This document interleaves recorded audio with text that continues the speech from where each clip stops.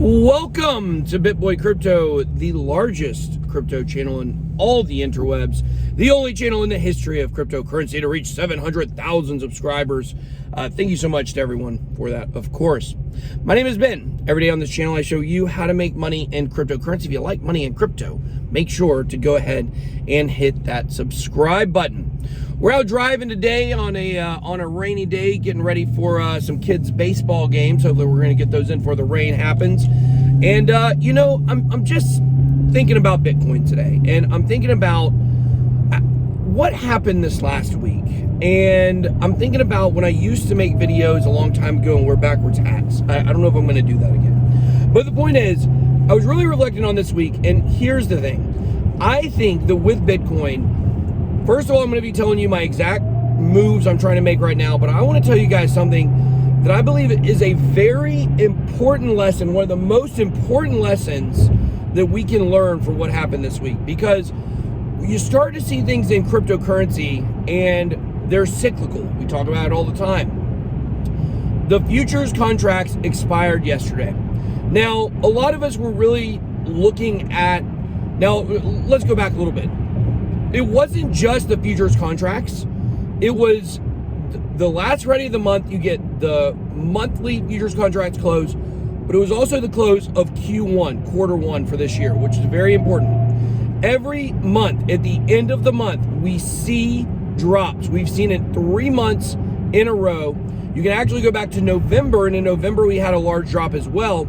And in December, we did have a large drop right before Christmas, and then it bounced back, of course, very quickly by the end of the month. But you could argue that for 5 months in a row that we've seen drops at the end of the month.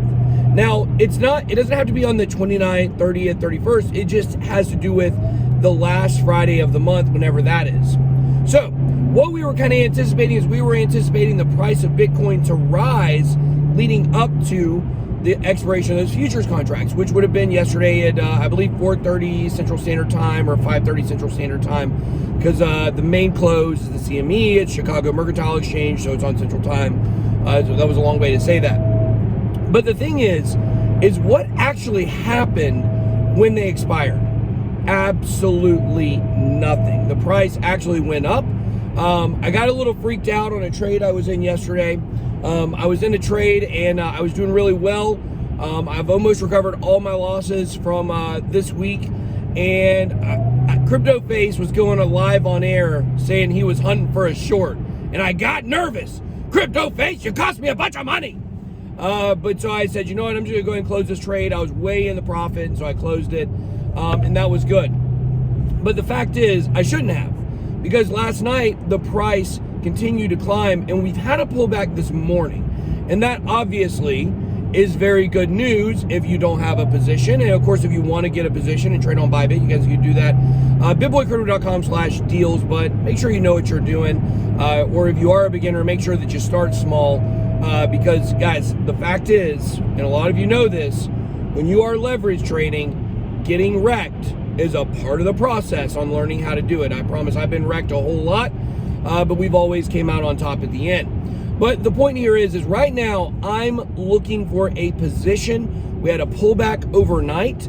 Now we had a very important indicator on the daily time frame. On the daily time frame, we got a small green dot on the momentum wave on the day for yesterday. So when you look at the price right now and you see that actually we got that green dot on the momentum wave and the price is down today, that's a good signal to you that it might be a good time to be looking for a position for a long, because probably by the end of the day today, I expect the price to go up. Now, make sure you're hedged. You got a stop loss, so that way if something crazy happens, you don't get hurt. But the fact is, right now, I'm looking for a pretty high leveraged position, because I think we're going to see some fireworks. But let's go back to the lesson, because I really want to give you guys this lesson here. We see the futures contracts close last Friday of the month every single month. And it seems like for 5 months in a row, we've not got the memo that the fireworks of the drops are happening before they expire. It's happening in the days leading up to it.